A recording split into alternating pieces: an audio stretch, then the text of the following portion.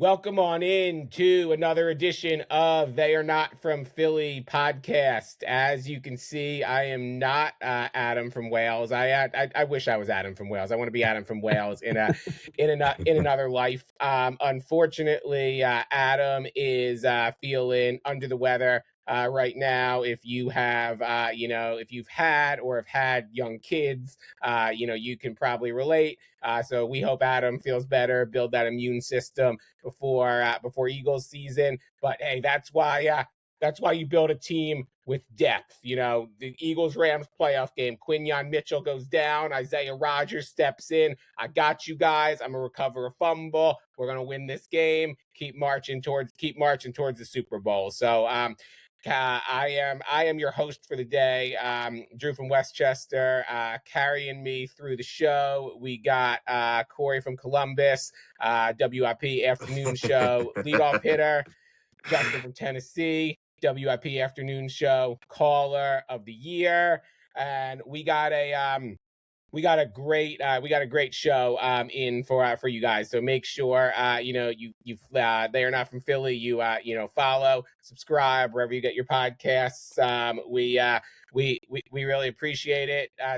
Justin, Corey, how you guys doing? I know it's been a couple weeks. How's life, Justin? If I saw this correctly, you met Henry Winkler. If you want to talk about that for a minute, how you guys doing?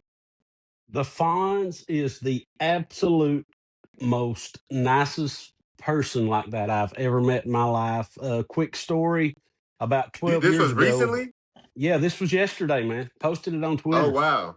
Uh, me and Owen used to go to these comic fan conventions and stuff years ago, and probably about 12 years ago we went to one, and I didn't have a lot of money at the time. Just had enough money to get us in, bought him a few toys and comics, and that was it. But he was there, and the only thing Owen had ever seen Henry Winkler in was the movie Here Comes the Boom with Kevin James, and he loved that movie. It's a great movie. I don't know if anybody's ever seen it, but it's great. So we were Right. leaving, and they were taking Henry Winkler and John Rice Davies out toward this elevator to leave. It was the end of the day, and John Rice Davies, for context, is the guy that played Gimli in Lord of the Rings. He's a dwarf in Lord of the Rings. He's a 6'3" British guy in real life. So Owen wants to go talk to him, and I'm like, no, we can't do that. We didn't pay to meet these guys when we were in there. So my buddy's like, let him go talk. Winkler's the best. Just let him go say hi. Owen walks over, tugs on Henry Winkler's shirt, says, I loved you, and here comes the boom. Looks at John Rice Davies, says, and I loved you in Lord of the Rings. You're both great. John Rice Davies, big British accent, says, well, thank you, old chap, like something Adam would say, but in a big, deeper British voice. And Henry Winkler gets down on his knees and talks to my son for about 4 or 5 minutes about Here Comes the Boom. I said to myself and my friends, if this man ever comes back to town, I don't care what it costs, I will meet him and get his autograph and tell him this story. 12 years later, me and O, he takes off work. We go down there yesterday. We pay to meet him. And unfortunately for these things, you got to pay for selfies and all that crap. It's gotten out of hand. But anyway, Yeah. I'm telling him this story. He's loving it. And he says, get your camera out. Get your camera. And I got it out. And he snapped 3 selfies, didn't have to pay for them. The nicest, sweetest man I've ever met. Henry Winkler is A+ in my world. Thank you. It was awesome. I'm good. Yeah, man. Like, I can't follow up to that. I should have probably went first, but I'm doing good. But you know what's awesome about stories like that? It's just like when you get a chance to meet celebrities. Obviously, like you hear so many stories. You see them Yeah. like in their acting roles. Like you see them as this character, and then every once in a while, you have your assholes. But then sometimes you have like the people, like the Fonz, where they're just nice people. And one thing, this is obviously on a lesser scale. I was always a big like Landon Dickerson fan, but Yeah. one time when I came to Philly, like Landon Dickerson, then obviously like the Super Bowl parade, like me and Landon Dickerson hugged, celebrated. Dude, that dude can never do wrong in my book. Always going to be a Landon Dickerson guy. I don't care if his knees gets chopped off. I'll defend that dude to the end, just because, like, I mean, situations like that, like, people are busy. They're like high level compared to us. And like when they take time to spend time with our kids and spend time with us, dude, like those are lifetime memories, man. Yep. Yep. It's funny. I actually had a Landon Dickerson question I was going to bring up. I was going to bring up later. So that's a great. Lead in. But yeah, I feel especially with like the All-Star game coming this week, like those moments are really. Those moments are really unforgettable. I mean, I think of all the times I've heard, people call, even like WIP or even mention, like meeting Brandon Graham, and they say he's, the Yeah. same, guy that he, comes off as, on the field, just fun loving, like trash talk, just like the nice guy, like nicest guy ever. And He is. it's awesome when you have those. And Justin, I think you met him when Yeah. you were when you were up at the Bills game, so you can Yep. attest The to first that. time. It's awesome when Yeah. you have that stuff. He's great. And Johnny I think Marks that introduced us, and he said that this is one of our regular callers into the show. This is Justin from Tennessee, and he looked, and I said, "Hey, how you doing, buddy?" He said, "Boy, you are country, ain't you?" So yeah, BG is the man. and I think Jordan Davis is going to. And Yes. I don't want to steal the thunder. I don't know what you got planned, Drew, but like I think Jordan Davis is going to like fill that BG role of that guy that's like 100% authentic, that relates to the fans. Also, like this is off topic. Like I said, I don't know if we'll get into this later, but Jordan Davis being voted one of the top 10 best defensive tackles in the league by executive head coaches and GMs. I'm proud of that guy. That's big. Yeah. Yeah, no, that's a hell of a leap from where he was. You go back to the end of that nightmare end of the 2023 season where we heard he was being fined for being Overweight. out not making weight and all that. I think I read a couple people who were surveyed in that vote and that had him ahead of Jalen Carter. So no, he's made a really good for him. Good stuff there. So just to set the scene for everyone, we are recording on Saturday, July 10th. Obviously, we appreciate you listening whenever and wherever you listen, but just to kind of ground everyone there. So we are a couple days away from the All-Star break, I think, and I think come Eagles season we'll record more frequently. We'll ramp up, but it's been about 3 weeks. So the last time we recorded, we had Tyler Zulli on with us, and he was awesome. Gave us a lot of Phillies insights, and a lot has happened since then. I was looking at my notes here, like Andrew Painter had just been demoted, and right after that, just to give everyone a little rundown here, the Phillies got really hot for a little bit after. You had those insane games in Washington. You had the Derek Hill catch at Citi Field, which I actually was at that game. They beat Paul Skeens. Then, bit of a stumble against the Royals, little uneven over the past week or so, but I'd say a decent stretch overall. So you got a lot of stuff happening with the All-Star game. NFL's a bit quieter right now. I think we just eclipsed the 65-day mark until the season opener. So shout out to Lane Johnson. I think quiet is good right now. Nolan Smith, drive the speed limit. We don't need anyone getting into trouble before camp. Obviously, the Flyers took a big swing on Leo Carlson. Unfortunately, struck out there, so they're trying to figure out how they're going to kind of their next step to keep that momentum going from the playoff run. And then we got Jaylen Brown trade with the Sixers. We got potential LeBron rumors, and last but not least, I'm gonna say friend of the pod. I think we've all met her. Congratulations to Devin Caney, new job in Chicago, covering the Bears. I've met Devin multiple times at Phillies games. Lovely person, awesome city. I think fun team to cover. I think she'll do a great job out there. Obviously, we're not Crossing Broad. We're not the Inquirer. We don't cover all the aspects of media stuff. But shout out to Devin there. Yeah, speaking of the Bear. Right. Go get yourself a Chicago dog, Italian beef. That is another thing. We are a pro the Bears show. So if you in comments on social want to talk about let's avoid spoilers, but if you want to talk about elements of the Bear, especially the early seasons, we're very here. we're very here for that. So what I'm going to do, guys, is basically we're going to call this we're going to call this rapid fire, where I got about like 17 questions. So it's a lot of Phillies, it's little Eagles, a small amount of Flyers and Sixers mixed in. And basically, we're just going to go around the horn and just like one word answers. And I'm going to have to keep myself, I thought this would be a fun way to start us off, set the tone. I'm going to have to keep myself in check, because as people know who listen to the pod, I can be very long-winded. So this is going to be an interesting accountability test for me. But let's go.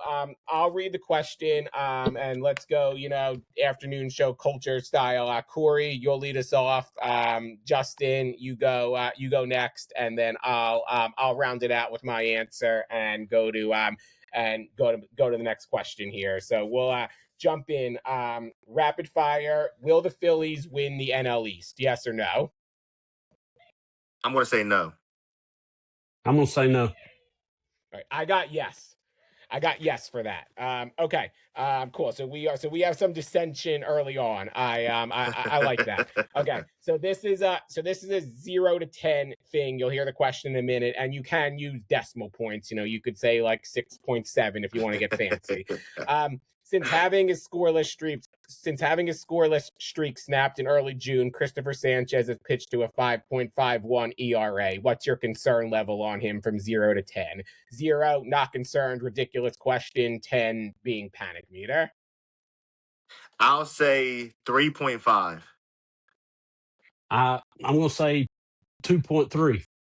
So I am the exact same as Corey. I wrote down 3.5 when I wrote these last night. So Corey and I on a real similar page there. All right, sticking to Phillies. Bryce Harper has 383 career home runs. Kyle Schwarber has 372. Who reaches 400 first? Kyle Schwarber. I'm going to say Bryce. All right, I'm with Justin on this one. I got Bryce here. I got the Bryce jersey on, so just for all you haters out there saying I'm trying to hate on Bryce, I'm just thinking. There we go. Question 4. Do you have confidence in Dave Dombrowski to have a good trade deadline? Yes or no? No. Yes. I'm a yes here. Going off that, of rumored available players, who's your dream Phillies trade deadline acquisition? Can I cheat and pick 2? Yeah. We'll bet. Okay. You can bend the rules on a couple questions. Yep. My dream, obviously, is Tariq Skubal, but obviously that's like high level dream. Just below that is Byron Buxton. Yeah, I would have said Skubal too, but I don't think it's going to happen. And another that I thought would probably happen that may not now, since the Sox are getting hot, would be Wilson Contreras and Bryce going back to the outfield. All right. Wow. So I know we're trying to stick to one word answers, but I'm gonna have to investigate. I'm gonna have to investigate both of you for just spying on my computer, because I got Wilson Contreras written down here. So we are on some similar pages. Off the start here. Question 6. Who would be your Phillies Game 1 starting pitcher if the playoffs began today? Christopher Sanchez. Zach Wheeler, because he's going to be pissed rest of the year. I got Wheeler for that one too. All right, sticking with that theme, are you comfortable with Aaron Nola starting Phillies playoff games? Hell no. No.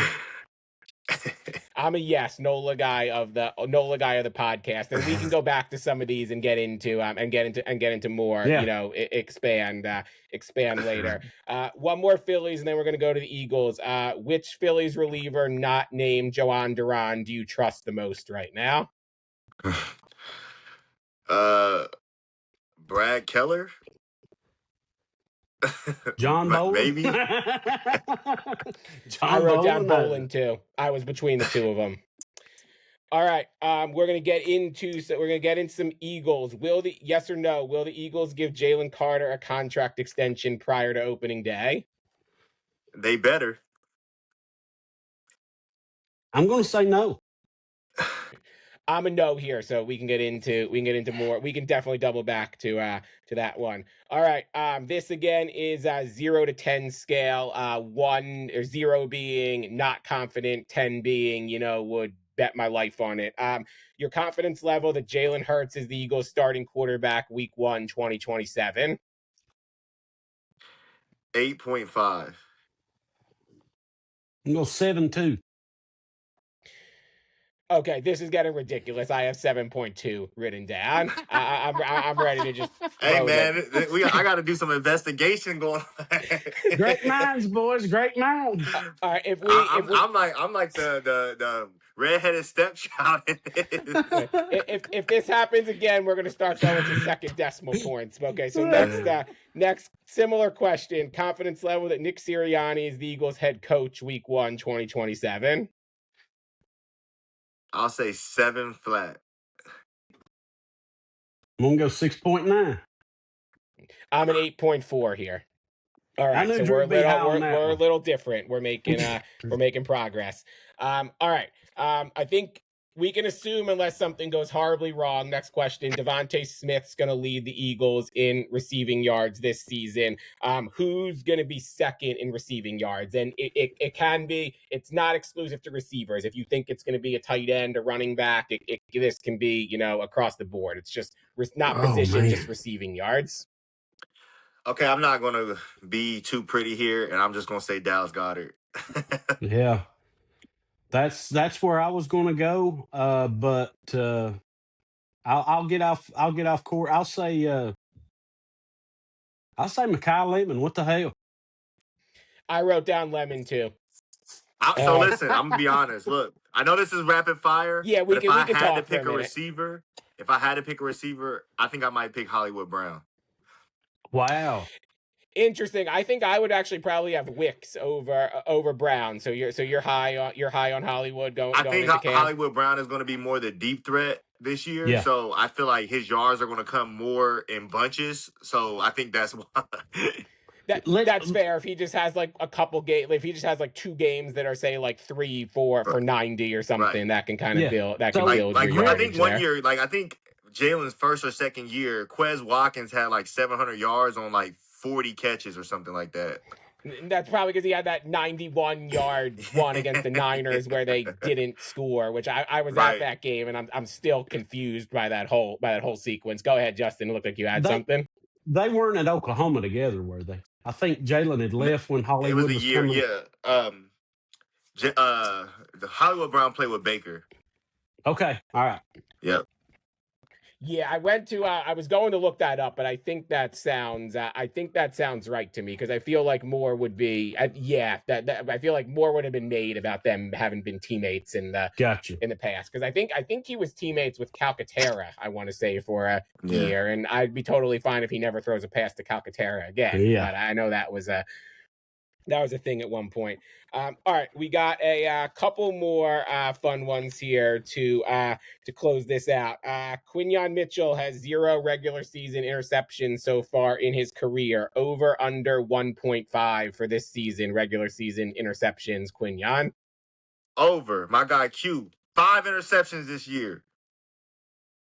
I'm going to go over 3.5. I got the over 2. This had just get one in the season opener. This bit has to end at some point. What's crazy is I think he has like 4 postseason interceptions. I think something like that. He's got, and they've all been at the link. I think he got the Niners twice last year. I think he got Jordan Love, Jaden Daniels. Yeah, it's nuts that it's just nuts that he has 0 in the regular season. We no fault of his own. The ball, you can't intercept the ball if it doesn't get thrown to you. We love Q, but go take the ball and get yourself an interception. Or if you got CJ out there sniping them from you.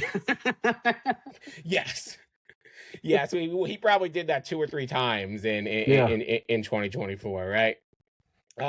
All right, I may know where Corey's going here based on something said earlier, but let's see. Next question: which Eagles interior offensive lineman do you trust to have a bounce back season more, Cam or Landon? I am going with Landon Dickerson. Yeah, even before Corey's story, I would have said Landon. Yeah. Yeah, we're all the same across the board here. I got Landon too. Flyers question: Dan Vladar extension, thumbs up or thumbs down? Thumbs up. Hey man, he helped us this year. I can't. He earned it. 2 thumbs up because it wasn't as expensive as we thought it would be either. Yeah, I'm a thumbs up too. He really showed me something in that Penguins series, holding strong in game 6 there. I'm a thumbs up. All right, we're gonna close it out with 2 Sixers questions. Will the Sixers advance past the second round during Jaylen Brown's tenure with the team? Yes or no? Yes. Yes. I'm a yes I'm gonna just too. go ahead and say it. I got the Sixers going to the NBA Finals this year. Go ahead, I'll say it. Ooh, let's go. We'll definitely. I definitely want to talk. Corey, you probably being the most knowledgeable NBA of all of us, definitely want to talk a little Sixers. End of the pod. Last question. Good segue off that. What team will LeBron play for this upcoming season?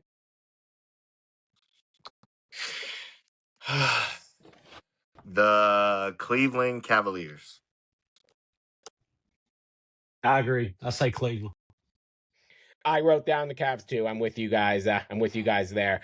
Awesome. And okay, so that concludes our That was fun. Rapid fire. Yeah. We made it through. Yeah, it was good way to get. And I'm sure we'll talk the Eagles stuff. Obviously more going into the season, but just fun to get everyone going there. So let's talk a little Phillies, and then we'll get into some All-Star game stuff, and just kind of keep flowing from there. So as I kind of said in the rundown, it feels like there's been like a 1,000 things that have happened in these past 3 weeks here. There's been some really high moments. Obviously, we're coming off a pretty low moment last night with Garrett Stubbs having to pitch, but Aaron Nola did have a decent start, so there's maybe some positives there. So I guess let's just go general for a minute, Corey. We can start with you and then go to Justin. Just kind of general Phillies takeaways from the past couple weeks. What stood out to you, where you're at with this team. If you want to talk about, the trade deadline, you can. Let's just kind of general state of the Phils for a few minutes here. So I'm not I still am pretty high on them. Obviously, based off of the way they started the season, 10, 12 games under 500, to have that bounce back to where now they're 12 games above 500. I think they're 52 and 42 or something like that. But I would say over the past month, I mean, that might be too big of a sample size. I think that pitching has kind of come. Obviously, Zach Wheeler is great. You know what I'm saying? Him being robbed out the All-Star game, their reasoning is wild. But I mean, yeah. Zach Wheeler, if you thought that he was going to deal with any issues coming back from his blood clot in the lung or whatever he dealt with, nah, man, this dude still got it. Christopher Sanchez, obviously, he had the bad outing versus the Reds. Also, like I said, we got to make sure Ike Reese wasn't celebrating that. We got to see he was on vacation. But speaking of investigations, yeah. So I don't know. I think that if there's any way they can get, obviously, I mean, we're playing the Tigers, but if there's any way we could get Tariq Skubal or something like that. But I think that the bullpen, and obviously Aaron Nola, I think is terrible. We have to trot out bullpen games every, fifth day. Andrew Painter is a lost cause. I think Zach Wheeler, Jesus Luzardo is playing well.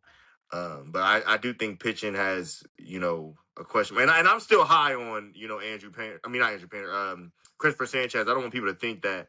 I just know that he's kind of, had a couple bad outings. His ERA is above 5.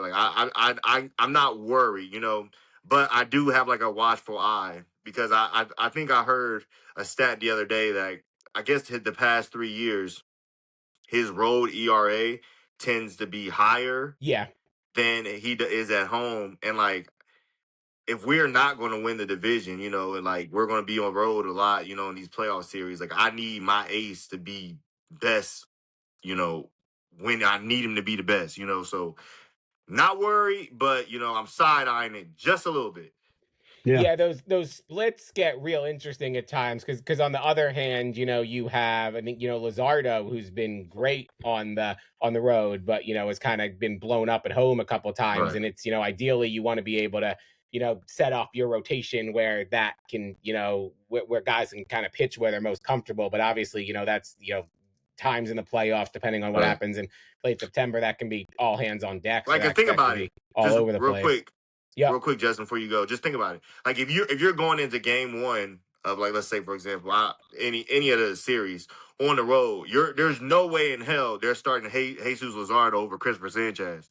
But it's like, is that a question? Like, hey, like, this guy's better on the road. Should we play? Like, you know what I'm saying? Like, that's the stuff that you have to think about. It. I was thinking about that. Do you say you start Wheeler game one and you win? Do you trot Luzardo out game two and then get Sanchez for the first game at home? I was honestly thinking about that. Yeah, no, there's a lot that I mean, I feel like there's been managers in, the past who have been, fired for, decisions of how they set up a rotation in the playoffs. I have a friend who's a, Guardians fan, and he still, thinks Terry Francona years ago cost them a series against the Yankees because he, started, waited till game 2 to start. I think Corey Kluber over game 1 back when, Corey Kluber was a stud and all. There's still people. Hey, I live in Ohio. There's still people to this day that's upset about that. Yeah, I mean, they had some really. That is a team that I feel like you talk about like us being like tortured with the Eagles for a while. I mean, that's a team that I feel like has knocked on the door so many times and just hasn't been able to win that like one game to break through. Justin, definitely want you to get your time here if you want to give us just general Phillies thoughts. Yeah, I think like going back to the trade stuff, they have to get a bullpen piece. If I think right now, I think bullpen piece is number one with right-handed bat being like 1B, bullpen 1A, right-handed bat 1B. I don't know that they have.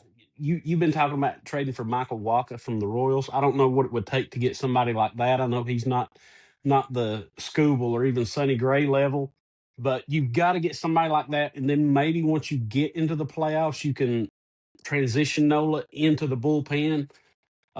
Especially like if a game gets away from you, just put Nola out there to eat up some innings or something like that. If one gets away from you and you got a big deficit, but we've seen this team, like we were talking about earlier, come back from a big deficit and against the Nats. So I mean, I'm sorry. Who the hell knows? I'm not putting Nola anywhere near this bullpen. I'm sorry. Like Nola, like if I can't trust you in the first through 3 innings not to give up home runs, I'm definitely not going to trust you through the 7th, 8th, or 9th. Like, nah. Like Nola, like Aaron Nola's contract might go down to be one of the worst contracts. Yeah. Like 5, 6, 7 years down the line when we do like worst contracts in like Eagles history, Nnamdi Asomugha, all that, Byron Maxwell. Like Aaron Nola, his contract might be on that list. Yeah, I agree. And I'd say it might not be the worst one of this era. Like Trey Turner's might end up being worse, just given that it's for just given that it's for more money and all. Yeah. It would if you think about all of the kind of like misses they've had between Taijuan, who you just mentioned, Corey, between Casty, between the Nola contract. In a way, it's kind of crazy that that there's a chance that this core could still win a title. Like it goes to show you can make your share of mistakes and still sometimes end up on the other side. The one thing I'll say about Nola, and I know people probably don't want to hear this, I do think he has shown at times where he can kind of be a playoff riser a little bit. Now he's had some starts too that have been very not good. He wasn't great in the World Series against the Astros. He wasn't good against the Mets 2 years ago. But, he did what he was asked to do against the Dodgers last year. He's had some decent starts. So, like this team, I don't know how when you look back on it, but like this team reached a World Series with like Bailey Falter and like a Yeah. cooked Noah Syndergaard starting games for them in October. If Nola has to start a game, my stance is like you got, the offense, like this on you, Bryce, Kyle, Trey, you guys gotta figure it out. I think the biggest thing for, I mean, it may sound very like basic, but I think the biggest thing for this team over the next couple weeks is I think, need to stack some wins before the trade deadline. And I think it gives you more options at the trade deadline if you can clear some distance between like the Marlins, the Cardinals, some teams who are competing for a playoff spot with you. Yeah. Because like I think if it's a little bit more of a guarantee that you're going to make the playoffs, I think to me that's when you can focus, more on the bullpen, more on adding a bat. But to some of the points you guys have making, if you're, like you may need another starter just to get you through August and September. So I think that the biggest, I mean, not to use a Sam Hinkie term, but I think the biggest, if this team plays well over the next couple of weeks, I think you create more optionality for Dombrowski than, pigeonholing yourself into like having to get another starter if you think Nola and Ron Hell just, can't get you through another 60 games.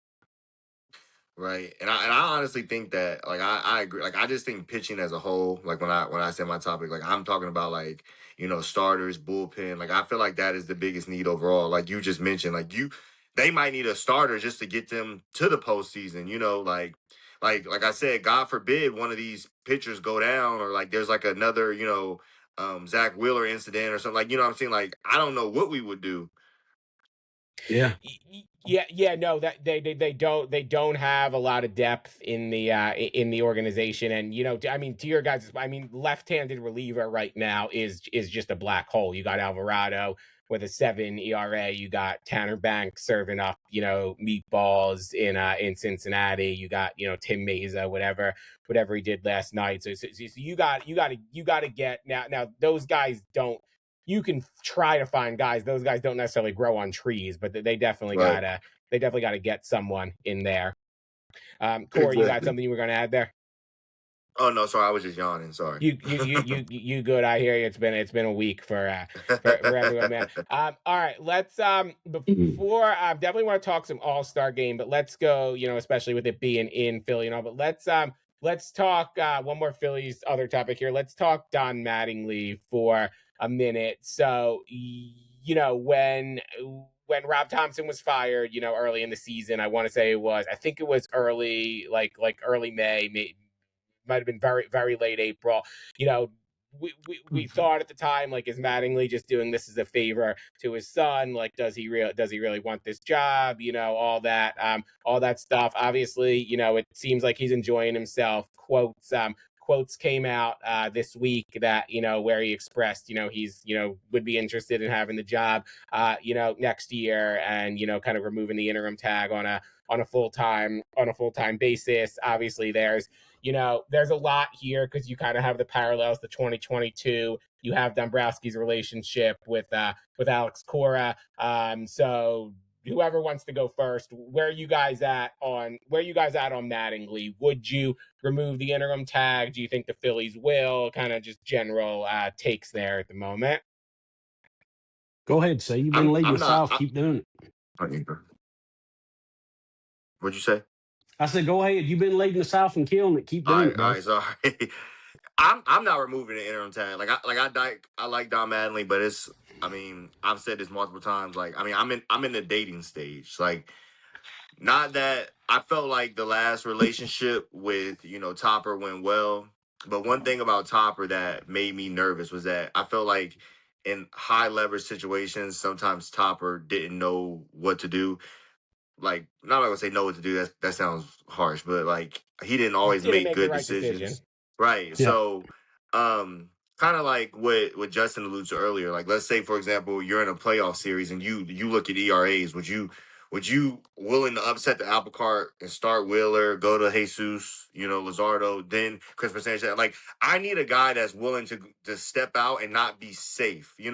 I need a guy to say, hey, I'm going to make this decision and live and die with it. If we lose, hey, I did this. This is why I did it. I'm standing on this. Not just, Schwarber always leads off and like that's what he's good at. We've had success there. Like I need a reason behind why you're doing something. And I'm not saying that Don Mattingly doesn't do that. I'm just saying like the Phillies have been very good since they've moved on from Topper. When things are starting to get rocky, the Red Series. Now we start off rough versus the Detroit Tigers. I need to see if when the water starts to get bumpy and wavy, can he steady it back out? Because if he can't, I mean, like I get it in the Marlins when he was the manager there, they didn't have a lot of talent, but I don't feel like he was looked at and regarded as like a great manager. So like I need to see with talent on the team, are you able to steady the ship? So Yeah. I'm like, I know with with Alex Cora, I know, like, I've seen him what he can do with talent, and like I'm just not going to just do like I did last time. Like I think like Topper deserved the job after the 2022 season. They went to the World Series. Like you can't like move on from him. But if this team just, is another wild card exit, NLCS or NLDS exit, like I don't know if I can just say, yeah, that's good enough. It's your job. I'm sorry, I can't. Justin, Yeah, where are you at with this stuff? I agree with Corey, man.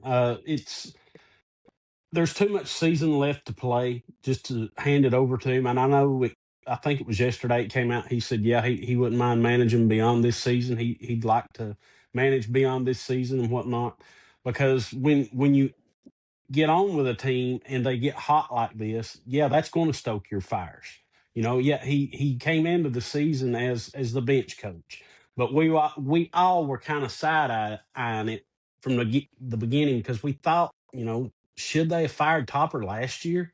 You know, should that have been it for him last year? So I think everybody, when they hired Don Mattingly, was kind of side eyeing that move and bringing in somebody who'd managed before, managed the Dodgers, managed the Marlins, had more success with the Dodgers, but a hell of a lot more talent with the Dodgers than you have with the Marlins, but never really was able to get over the hump with the Dodgers. And yeah, I agree with Corey 100%, man. If there's an early first round exit or whatever, and you can't just hand it over to him at that point, and especially when there's a big fish out there like an Alex Cora. You got to take your time with this. Yeah, I'm with you. I'm with you guys here. I think it would have been after what happened in 2022, and obviously that was a overall really hell of a coaching job by Topper. I think, at the time I remember a lot of people comparing it to, what like Doug Peterson did in 2017, and it would have been an unpopular decision by Dombrowski at the time. But I think, ideally, you would want your GM to kind of what Corey was saying about a manager, have conviction, stand on business, and maybe realize, like, was this the furthest, was this just the honeymoon period, and was this the furthest, he can take a team, and, should I, was this the time now to make a change versus doubling down? So no, I'm right there. I'm right there with you guys. I would not, especially, given, it's weird because they could easily win the division. And I kind of think they will, just because I don't think this Braves pitching staff has enough to hold up. But like, they're also like a bad, 2 weeks away from, finding themselves on the outside looking into the playoffs. So honestly, this is the dream here. I think the best, I think I said this on a pod a couple months ago. I think the best scenario is, I think, they get insanely hot, they win it all. Mattingly gets his championship and is like, okay, guys, I got my championship. I'm going to ride off into retirement. And then you hire Cora. And obviously that puts pressure on Cora, but maybe Mattingly is going to be like, actually, I want to, if that were to, miraculously happen, I want to run it back. I want to do this again. And you have this whole thing. That would be my ideal scenario. I think Dombrowski needs to learn from some of what happened between 2022 to now and not make the same mistake twice again. Another thing you got to look at too with Cora is, okay, the Mets fired their manager, so they're probably going to be looking for another guy this year. The Yeah. Mets might go after him strong and hard and money whip him into taking that job, Right. even though Cora and Dombo have a relationship. And what if the Phils come back and win this division after they were 11 and a half back? What would Atlanta do with Walt Weiss? You know what I'm saying? They could be like, my God, we had an 11 and a half game lead, and I know we had some injuries, but you couldn't hold an 11 and a half game lead over. And I know it was early in the season when it was that big of a lead in the division, but there's going to be a lot of teams chomping at the bit to get Alex Cora. So when you make this decision, you've got to be on time and you've got to be right in whichever direction you go, whether it's Mattingly or Cora. Yeah, it's a good point about the Braves element, and I feel like it's kind of obviously because we know they don't have the exact same impact that football coaches or some coaches in other sports sometimes do, but I feel like it's kind of rare, when sometimes in football you have that kind of like bidding war of or like John Harbaugh, Ben Johnson, like the really hot candidate. I feel like it's rare in baseball where you kind of have that, where you could have 5-6 teams all going after, all trying to get Alex Cora. And, At and I don't see the Braves really firing a manager I after one don't I don't season. either. I First don't year either. manager. But yeah, exactly. First year manager and all that, and with the injury stuff they've had. But I mean, it's a possibility. Alex Cora is a proven manager. He's won a World Series, so he is going to be a hot commodity. Now, like I said, I live down here, unfortunately, amongst a lot of Braves fans, and Braves fans. a lot of them were very high on Walt Weiss when they hired him and stuff like that. Some were hot on him, some were lukewarm on him. But I mean, if something happens and the Marlins stay as hot as they do and the Phils run them down and say the Braves, I don't think they fall out of the playoffs altogether, but crazier things have happened too. You know what I'm saying? But injuries will play a part in that. And It's really good, I Corey. don't know. Sorry, I kind of lost connection there, but I don't know if you guys mentioned this or not. But like also with the Mets are probably not going to make the postseason, so No, they're going to have an a leg earlier up. jump Yep. of trying to get Cora. Like they can interview him as soon as the season's over. If I said the Eagles, if the Phillies make the postseason, there's going to be that time gap to where like Mattingly's still going to be the manager. Yeah. That you have to deal with. That time like, hey, Mets could hire him right when the season's over.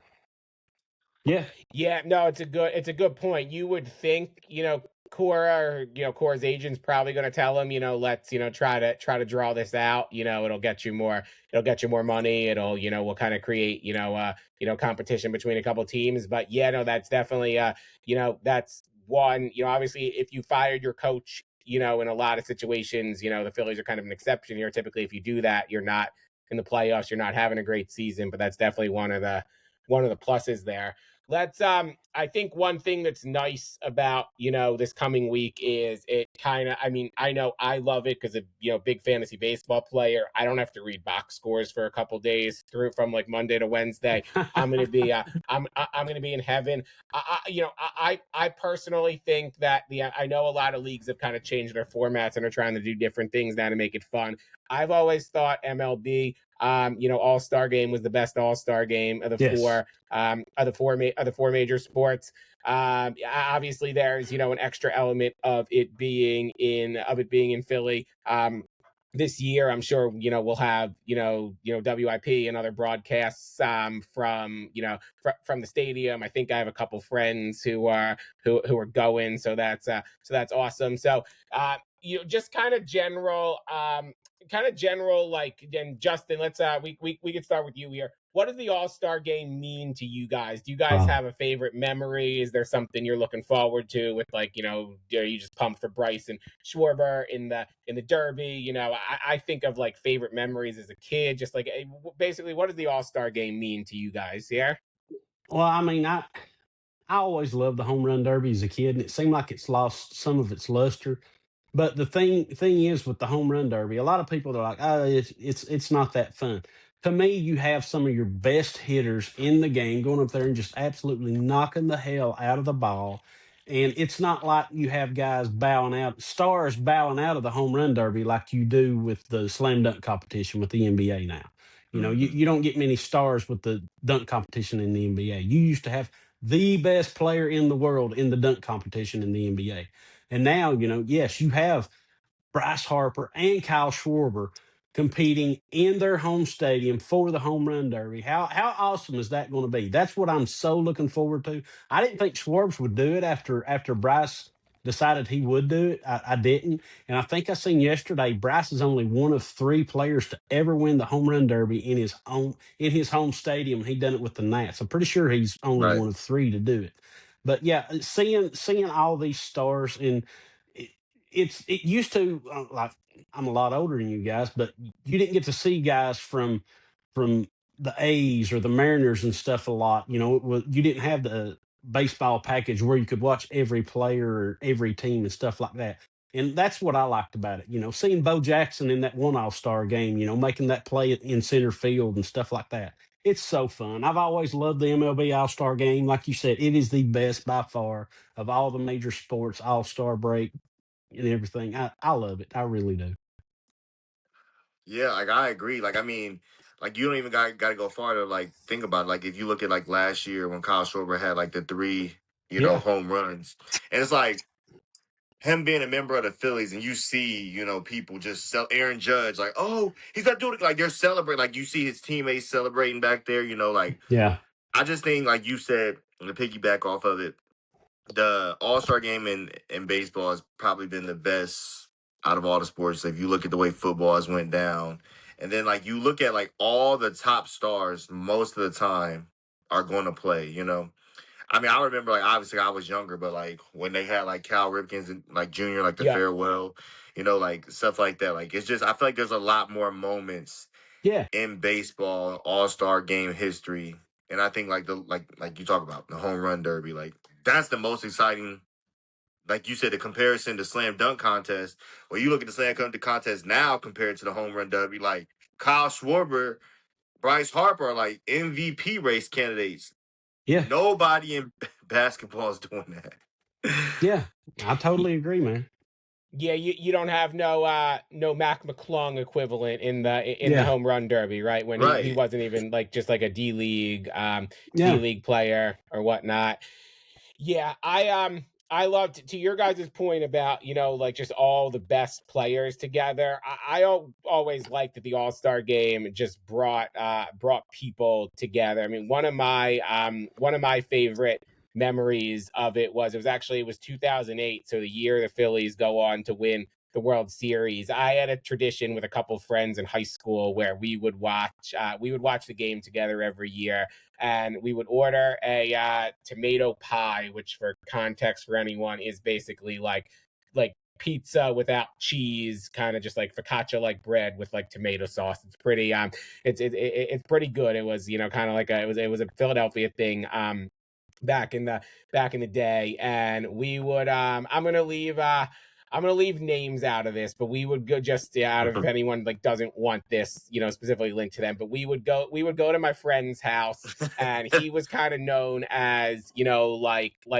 the fun house, and all, and like, if we have kids who are listening to us, like teenagers, kids in high school, like, look, like be responsible within reason, but kind of like the mentality here was like, if you guys are going to drink or do something, like I'd rather you guys do it like at this place in a controlled environment than be out somewhere. And we would get together, watch the All-Star game every year. And I remember going into the night, our one thing was we didn't even really care like who won or lost. We just knew like Brad Lidge was in the game. He was having a great season for the 08 Phillies. And we were like, if Lidge pitches, we just want him to pitch well and like not, have like a bad moment or anything, because he had been having that great season.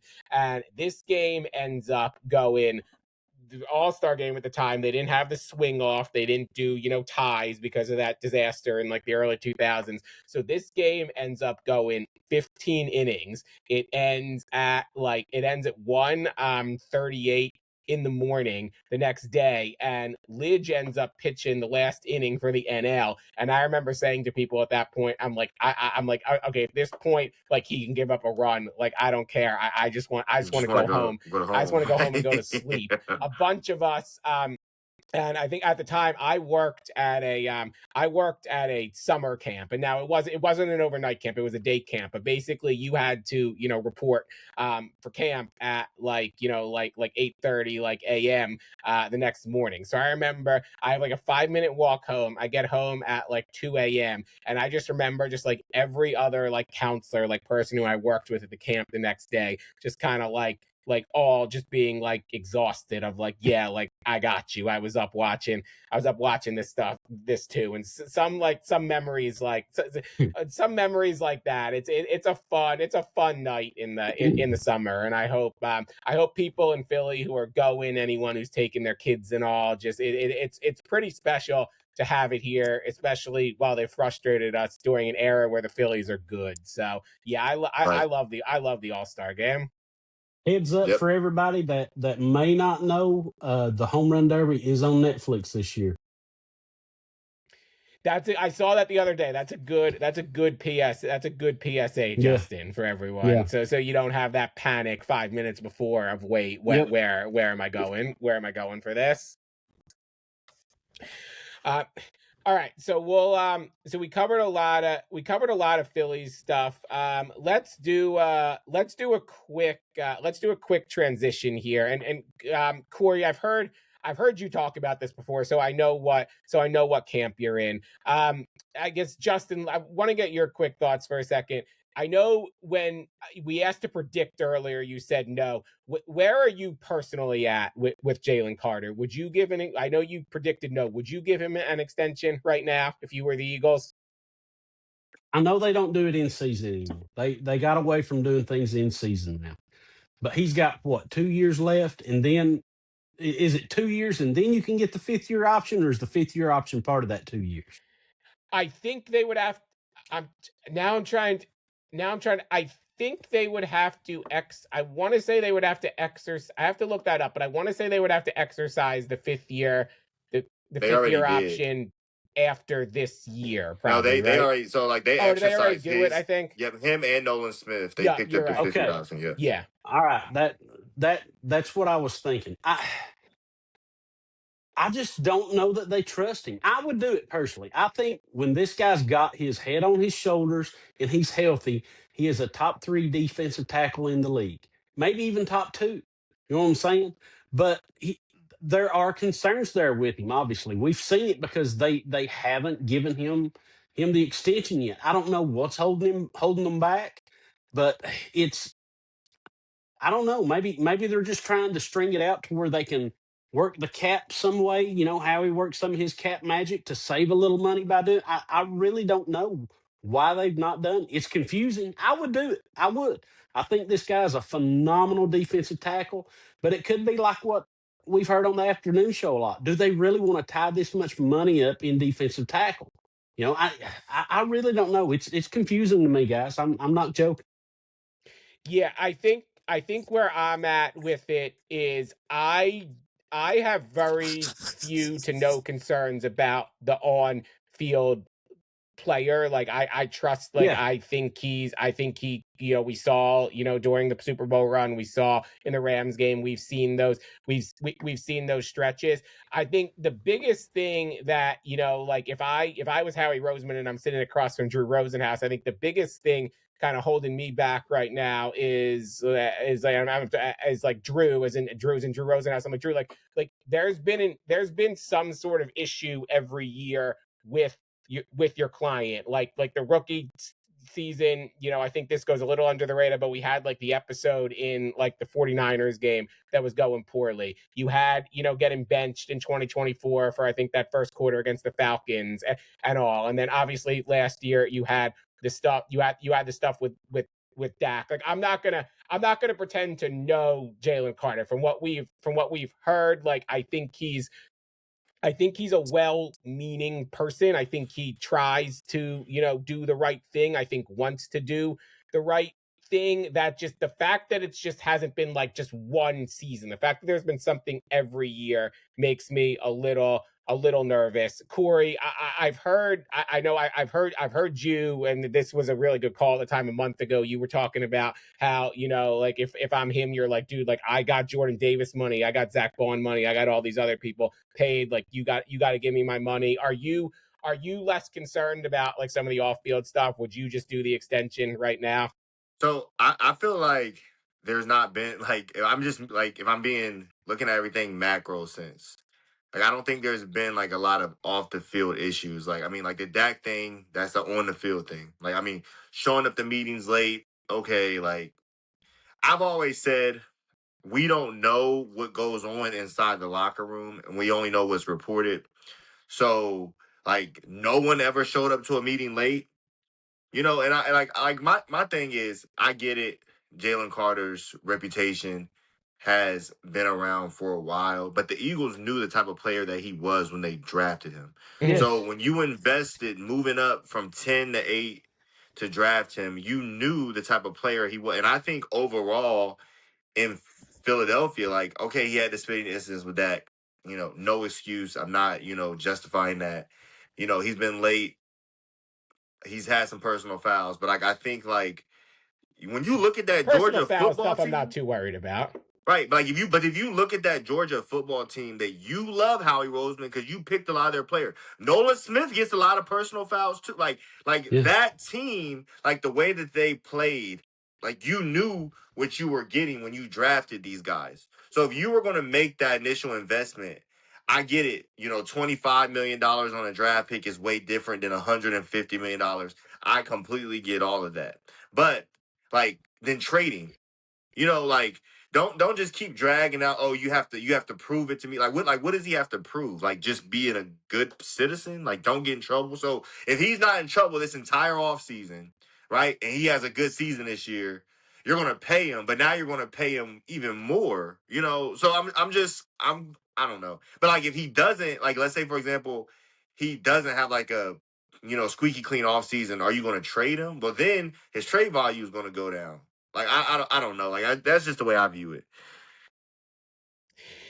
Yeah, there's a lot of elements to it because he's I could see him, just from, and again, this is all the caveat that we're not inside his head, we don't know him. I personally would wait. I would kind of make an exception with the in season stuff and be like, Jalen, like you have a great first 9 games. We'll sit down during the bye week and all before that Steelers game, and we'll get something done. But he is the guy. He is like a guy who I could see it going either way. I could see him using not the extension as motivation. I could also see him, kind of getting really inside his head and not playing as well because of it. So it'll be a story going into camp for in a few weeks for sure. And I know we'll definitely get way more into that.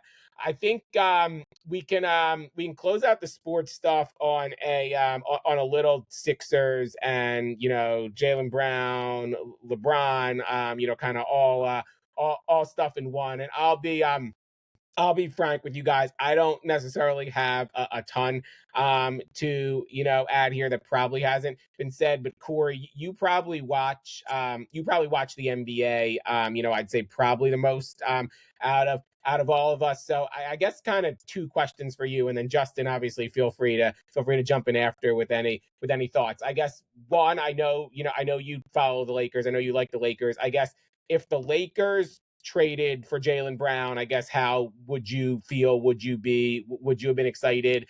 And from watching, probably a lot of LeBron's games, live, or just a lot of LeBron this season, do you think, he's still the guy who can be a missing piece for a team, who can, take a team through a playoff run and all? What are your thoughts there?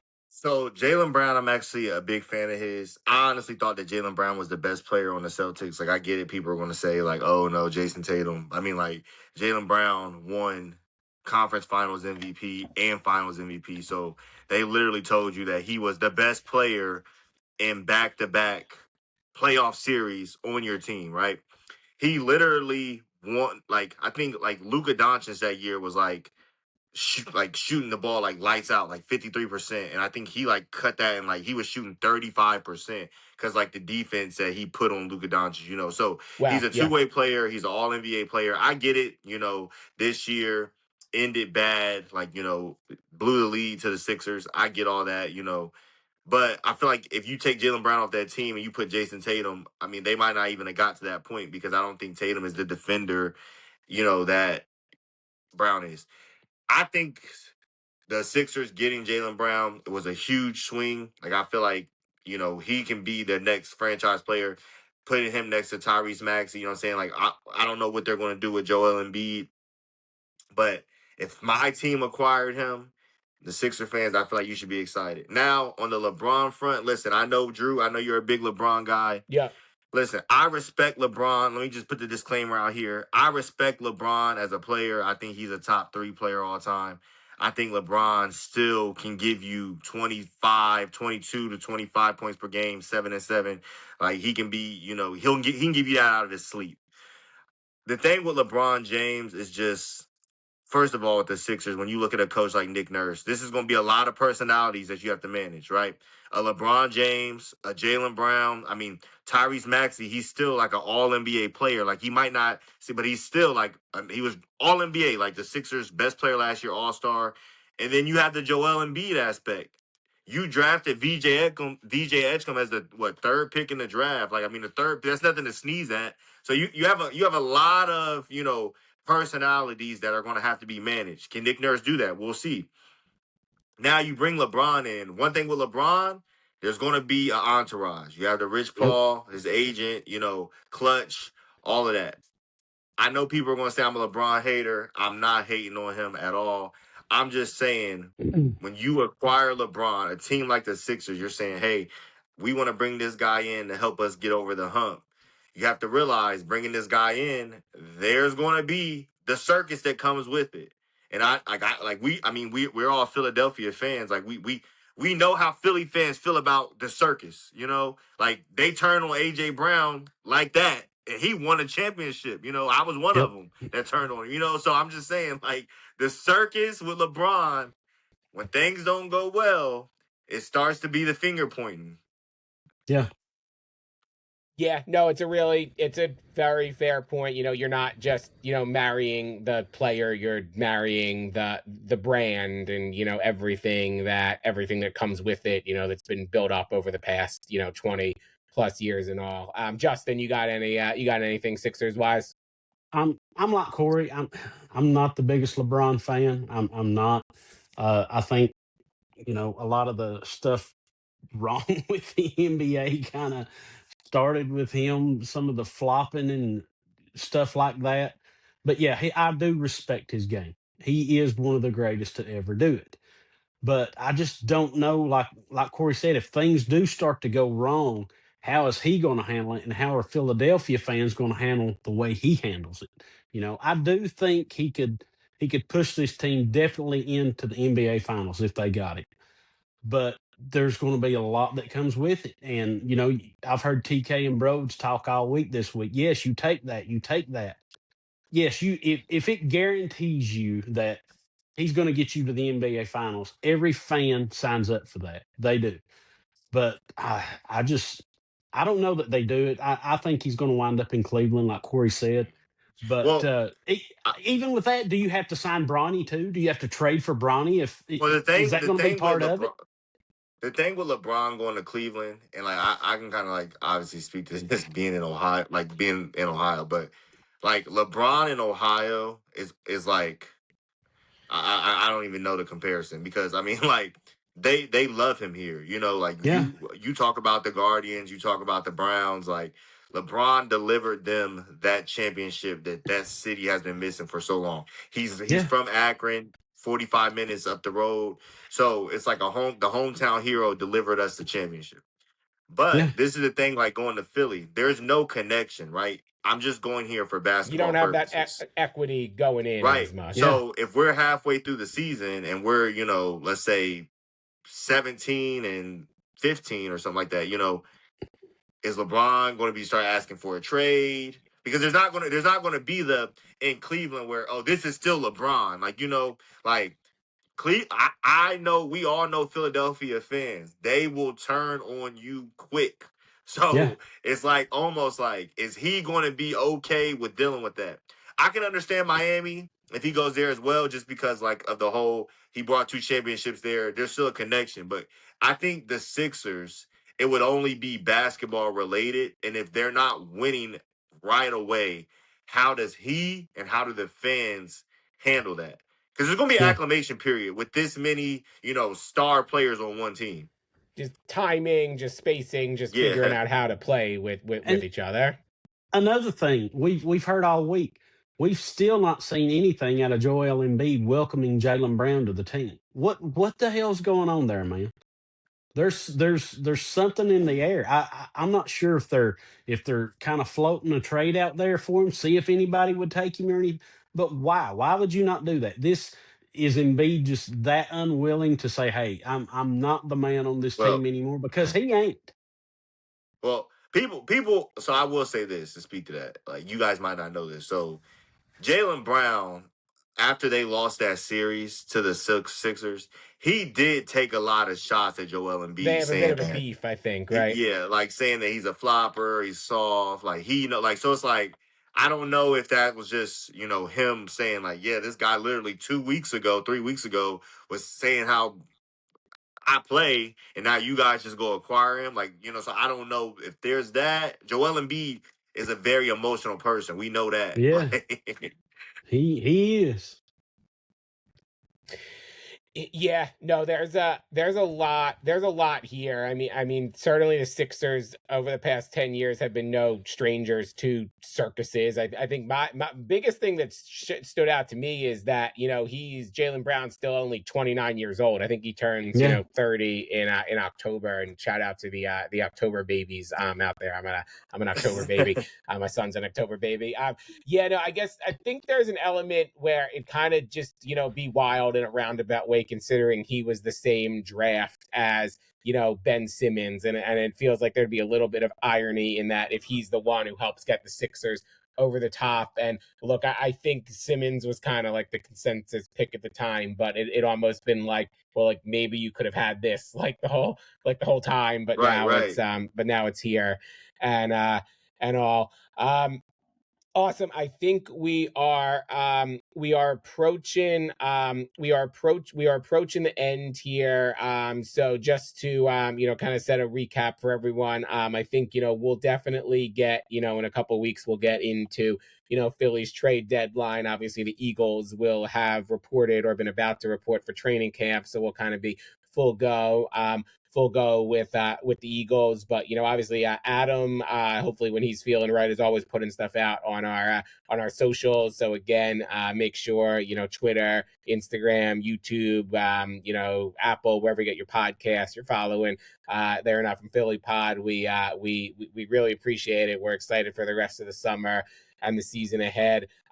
Justin, I'm pumped for what you have in store for us here to close us out. If I'll give you the floor here.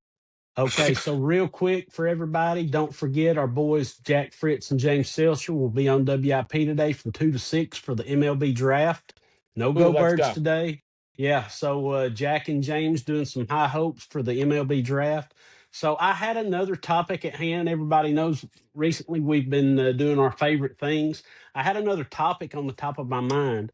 But before Corey jumped on, me and Drew were talking. We were talking about our favorite show, The Bear. And then we found out Corey is a huge Bear guy. So I'm going to change gears. All right, boys, what would be your last meal, if you were on death row? What would you pick? Oh, man. All right, so I'll start with that. So yeah, I need a minute here. Go ahead, Corey. Growing up, my grandma used to start this. So like, it's like, I don't know if you guys ever had this, but it's like fried pork chops with like smothered gravy and rice. Oh, I like you a good talking pork now. chop. Man, so that right there, like, when I get my wife, hey, can you make like that? That's probably my favorite meal. So I would say fried pork chops, smothered gravy with rice. All right, you want me to go now, Drew? Or you got one? I can go. I was trying to I'm trying to find a visual aid here. I'll see if I can I'll see if I can quickly do it. But and I'll give them some free advertising. I'll give them there's a free plug here. There's a steakhouse in Tampa when I've been to Tampa a couple times for weddings, for stuff that I love. It's called Burns. It's actually where the Bucks took Tom Brady when they were trying to court him, when they That's funny. when they signed when they were signing him from the Patriots and all. And I'll try to I'll see if I can get a picture here. But basically you get a nice fillet with like all the works, like say like a Caesar salad to start, some like string beans, some like onion straws, maybe a little bit of mashed potatoes, and then they have their very own dessert room where this is basically an apple pie type of dish here, where you give me a good steak with like a apple pie or like a peanut butter dessert, and I'm good, and I can go happily in theory with this topic. Yeah. Okay, so I'm going to stay in the same lane as Corey. Some home cooking. Down here, we love breakfast. I could eat breakfast for supper. I'm a huge breakfast guy. Oh, me too. Me too. So I'm Breakfast for going supper to is go. I'm going to go with my mama's biscuits and gravy, some eggs, country ham, sausage, bacon, all the works, man. Big old glass of orange juice to wash it down. Man, I love my mama's biscuits and gravy. Can't nobody Hey top man, that, listen. Biscuits and gravy. That's an underrated breakfast item. Like, Oh my God, you it's the can best. keep your pancakes. You can Yes, keep sir. all of that. If I can get some good biscuits and gravy, man, I'm good. Lord help, man. Hey, we all gonna be starving to death. That wrestling's over, boys. Yeah. I've been, it's funny. I've been into cooking since obviously watching The Bear. I've been trying to cook more stuff, and now I feel like I want to make like pork chops or make or make something related. Hey, you can't beat that, man. Love a good pork related to chop. this. Awesome. So we are about wrapped here. Again, appreciate everyone who listens. Adam will hopefully be back Yes, with sir. us in a couple weeks here, and fun couple weeks ahead. Enjoy the All-Star game if you're going, or just being a part of it in any way, as we lead into LeBron's decision, Phil's trade deadline, Eagles reporting for camp 17 days away. We'll be back in your feed soon. Take it easy, everyone. Go Birds. Love y'all, man. Go Birds, soon, baby. brother. Go Birds.